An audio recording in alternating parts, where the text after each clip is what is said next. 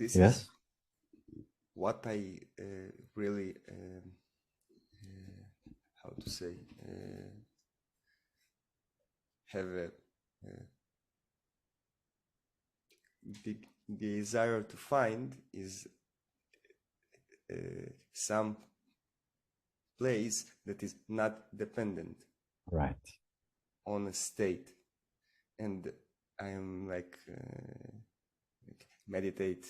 It's not helping the meditation. It's not helping even to be in that reflection, because when I'm out, it's not there. So it's like it's not it, and it's a struggle to find a place that is always there. And,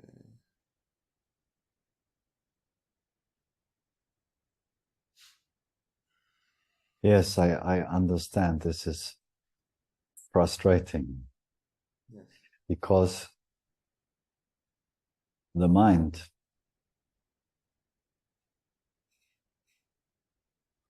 the body-mind cannot cross that bridge, as I often say. You have to understand that there is no way, as a body, as a mind, you can cross that bridge to the other side, and the mind will get the validity, the verification that you are yourself and that you are okay. Because it is to be yourself.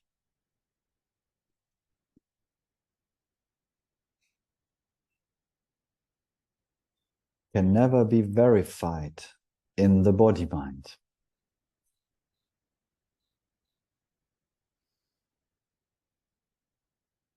The body-mind is made to experience objective experience. From gross to very subtle. The most subtle objective experience is this reflection of consciousness.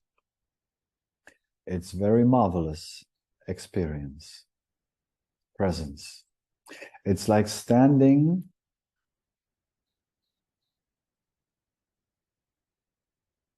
on the edge of the bridge and getting the perfume from the other side.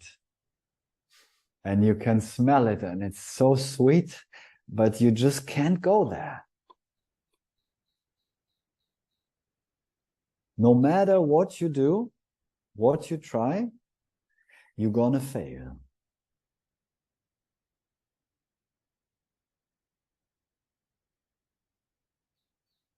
This is what the mind, so to speak, has to understand and accept. The very trying of getting to the other side of the bridge is kind of sucking up the perfume.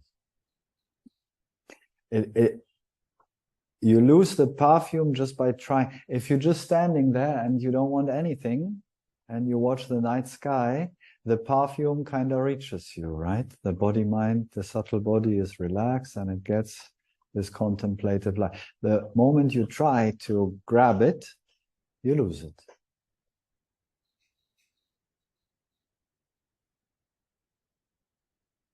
Also grab anything else. It's like Exactly. the desire to change something, to possess something, including enlightenment, as you say, sucking out this. Exactly. Let me just say one thing before we get deeper into that. In our approach, we don't see only the value of abiding as the self. We're not living a cave life. So I just want to say there might be, could be in you or any of us in such a situation, a deeper movement out of awareness, out of you. If you're contemplating and you're resting, abiding in yourself, there might be emerging, and out of a deep knowing, out of your intelligence of consciousness, there might emerge an impulse to take action. I just want to mention that. So we see that not only abiding as the self might be the only solution to the problem here, so to speak. The body-mind taking action or resting in contemplation doesn't make a difference, so to speak, to awareness, because it's always free and independent of action or non-action. And depending on the intelligence of the totality of the situation, depending on your avatar, you might be called to action or not to action.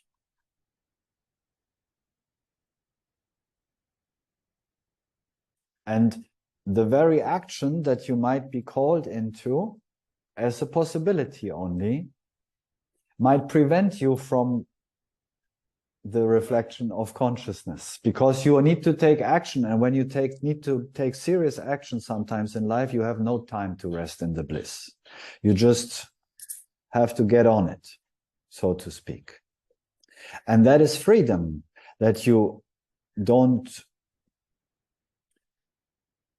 say, no, I cannot take action now because I am the self, and I right, all of that nonsense. We don't need to go into it. You know what I mean. So let's just have that in mind, that this is very much a possibility, which is pointing to that where we see the deeper truth, that what we call myself consciousness is even prior to the reflection. It's the same light that is reflected, and it's very wonderful, as I say, to look into that mirror, as I explained last week to Leslie, to look into that formless mirror and get that reflection of light that informs me of my true nature. But even on that, I am not depending on that reflection, and you know that already. Just your mind wants to insist to get confirmation. It wants to say, yeah, I know, but give me a certificate. Give me proof. Yeah, because it's only here and now. Otherwise, I can think that my knowledge of it is just things that I read or heard. If I'm not experiencing it here and now, it's only a remembrance. It's not the real thing. So I want something that is mine, not something that someone told me. And only when you inside of it, you can confirm. Otherwise, it was. Who's interested in what was? Yes, but that implies that you're not inside of it now. And is that true? That is the question.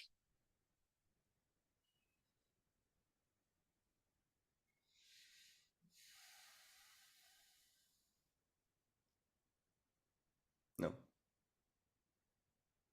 Right.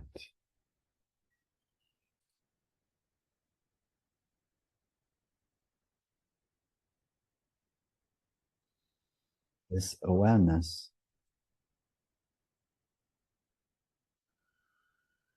is transparent. It's colorless. It's formless.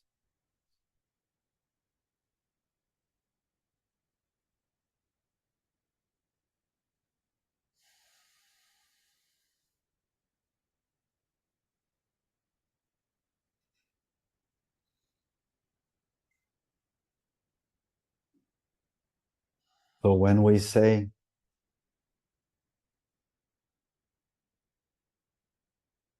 that we want to experience that, implies that we don't experience that.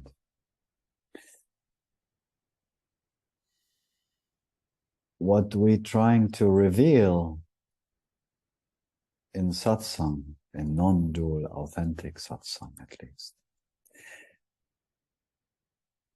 is the very fact that you never left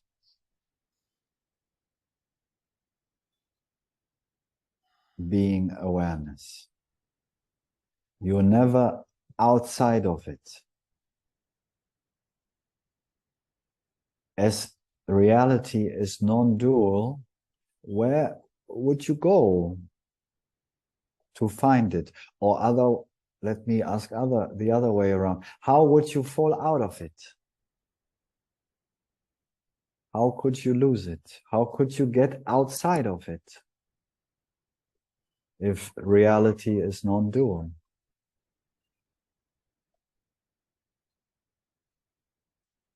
If you can truly see that this is true,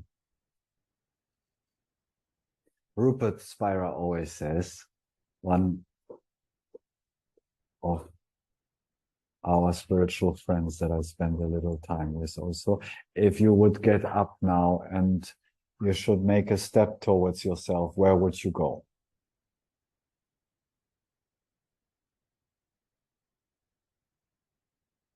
You can't get away from yourself. This is the original sin. This is the core belief. That you have left the throne of the king of consciousness.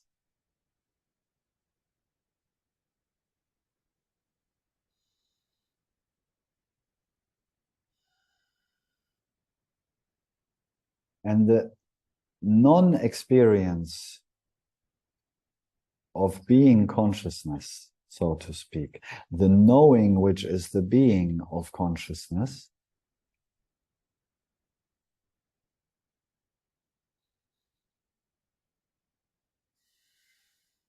is so ordinary, so close to you,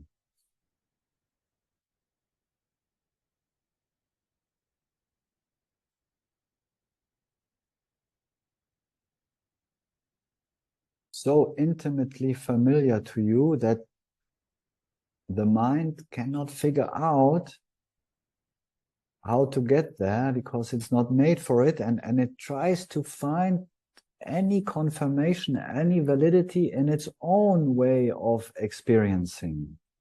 But it's made for experiencing things and not consciousness. So how we experience the reflection then? It's still an experience. It's felt like an experience. Right. The reflection is still an objective experience, exactly as you said. It's like it's energy rather, that it's like right, something. exactly. It's light or energy. It's this. Yes. And that is a very crucial point in our understanding on the journey, that we don't get, I mean, it's wonderful, I know, that we don't get hooked on that. And sometimes with people that I work directly with one-on-one, I actually even, I chase them up to do something when they get too hooked on it. Ask Laura. When she gets too blissed out, and we're just resting in this reflection of peace. And it's like, and then she doesn't like that. Because the mind loves to be enjoying pleasure. And it's the most pleasurable thing that the mind can experience. It's the closest because the mind is not our enemy. It's made out of consciousness. So it actually, in reality, it recognizes like, oh man, this is the stuff I'm made of. I love it. Given. Absolutely. But it's not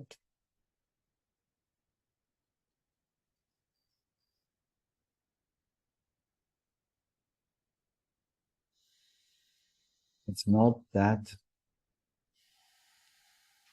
which is truly experienced. It's still experienced. You are still aware of that reflection. You are aware of these beautiful shivers. You are aware of that peace. So you have to go, so to speak, another step backwards and to rest in that which is aware of that. Knowing, and yes, for that time being, and it may never show up.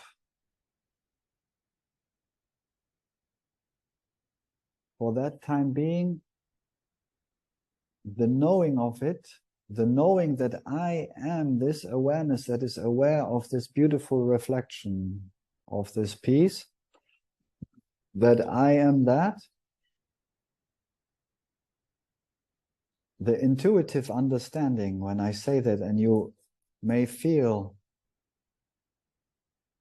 the truth of that, allows you to relax in those moments when it's not there. And this very relaxation, this very submitting, so to speak, I always say the mind bows to the heart of awareness and it accepts its role. I cannot go there, and all the satsang, all the understanding, all the books, all the experiences in my humanness are just to get me to that very point, to submit and say, I cannot. It has to, say like, okay, I'm defeated. This is the Bhagavad Gita. I'm defeated, and here we go, and I will never, ever be able to experience it like anything else in the world. Exactly as you say. And in that very surrender, in that submitting, in that understanding, boom.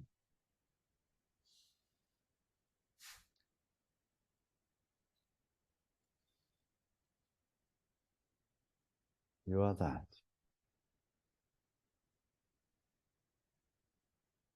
And as deeper this understanding penetrates all of your body mind, we could say also,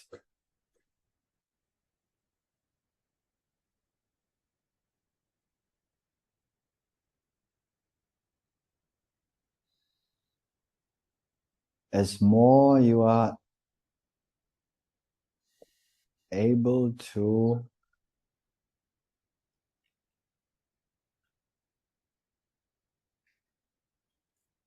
let the phenomenal objective experience that comes to you pass without looking for myself in it, without looking for the happiness, for the peace in it. And the very stopping of looking, the very stopping of trying to still find it, the seeking, through this understanding,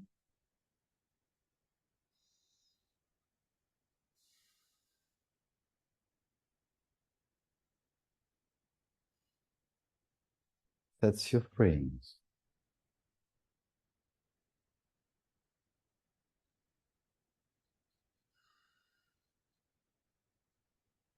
That's why we sometimes say it's more like a non-looking, and non-experience of lack, an absence of wanting something is this happiness, this peace. And quite for a while, possibly, maybe, all you have, so to speak, and this is like the last test in the game. Quite for a while, you might not get any candy. You get deprived of the candy of this peace. So you really, as a body mind, submit to the king, which is you consciousness. And it will not show up in its own self-luminous, true peace, happiness, that those sages like Ramana speak about. This non-experiential peace and happiness, so to speak. this pure beingness, this self-luminosity of consciousness becomes your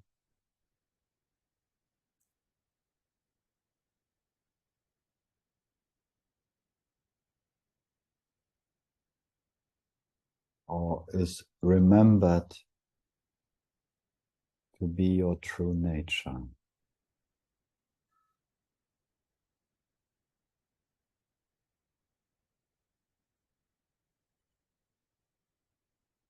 Also, I have an idea, it's probably just an idea, of course, like everything, that I feel that I have a strong sensation. Sometimes it's in the throat, sometimes it's physical, in my leg, in my back. It's like, and it's moving, like once it can be here, it can be there, it's moving, like, and the only thing that get me some rest is the volume up, and it's like an idea that the situation is like this because I need to cut everything and only be as much as I can there. Otherwise, it's like I'm getting beaten. You know, it's like it's really hard, and so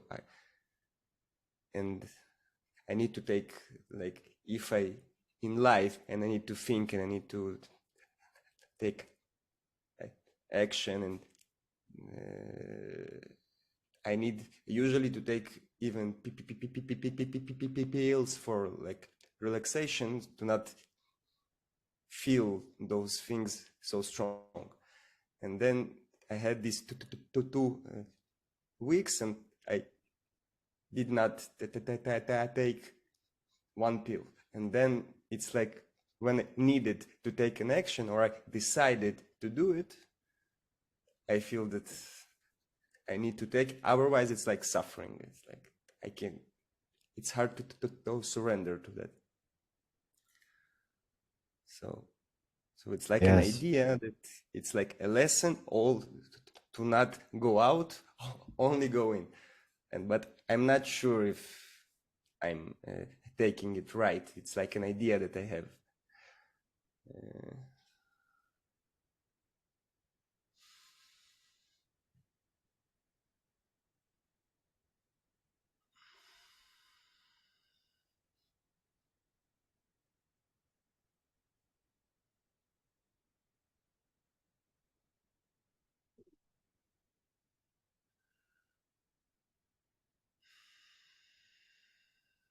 You're hooked on presence, and that is not essentially a bad thing. We kind of have to come to the end for today, slowly.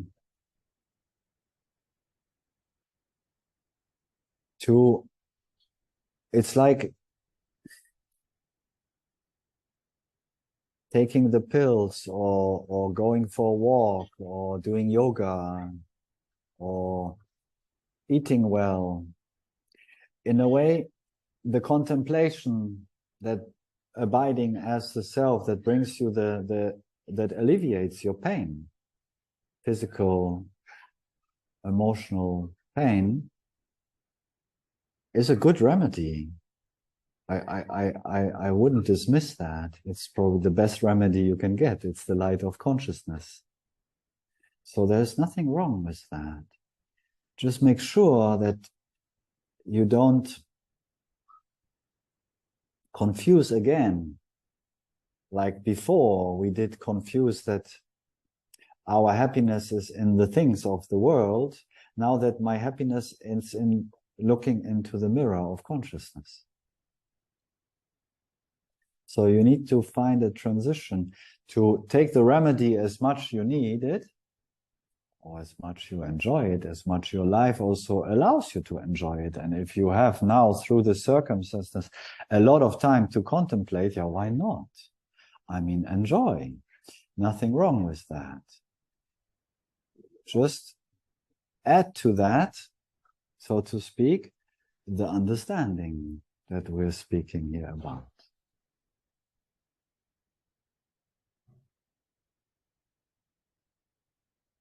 Which is that I am the one that aware of the sensation, also of the experiencing of the reflection, that I am not that. Yes.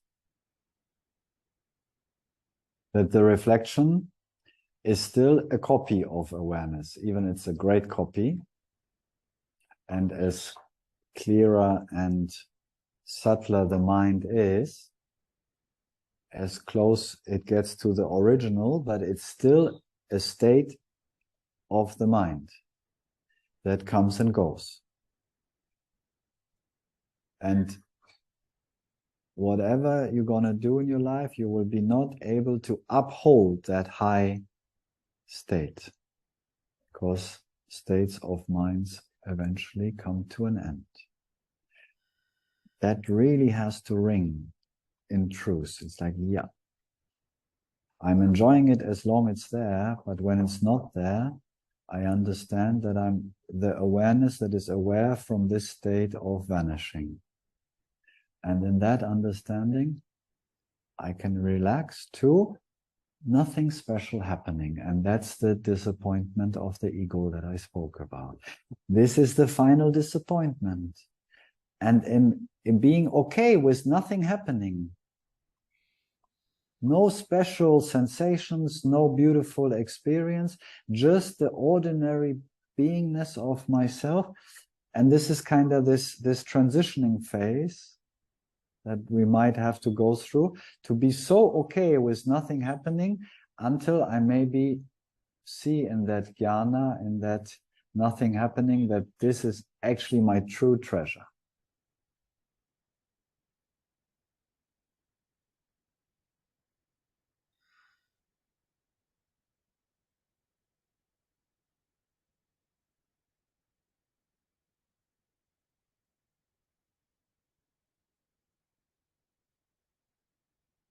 And then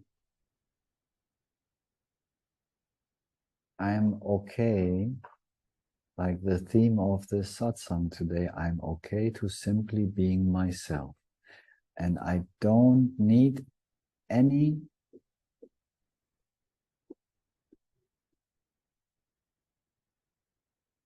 confirmation, verification, state of mind, objective experience to confirm that to me. So I kind of have to jump in the last abyss and trust for those that have jumped before me. That when I jump into this last emptiness, there's the wholeness of my being.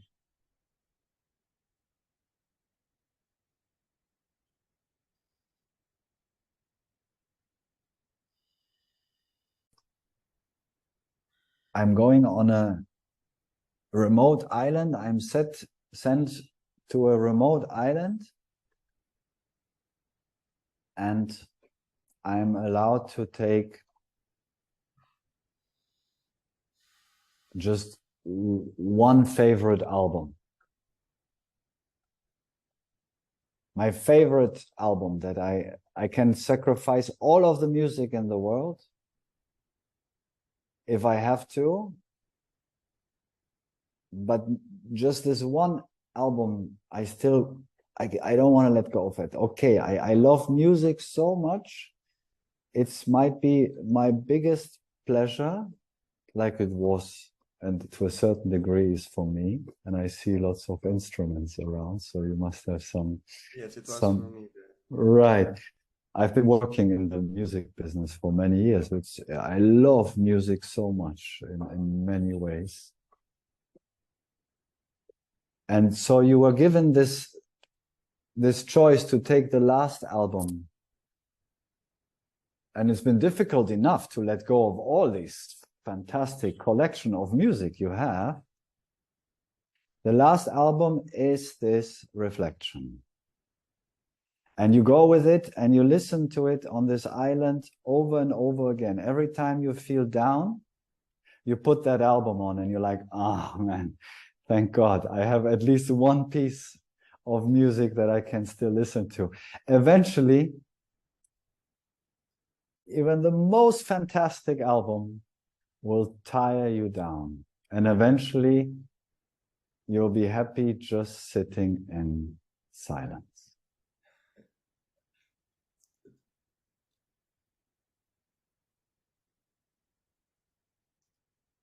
Which is giving up the need of that reflection to confirm to myself that I am this light of consciousness.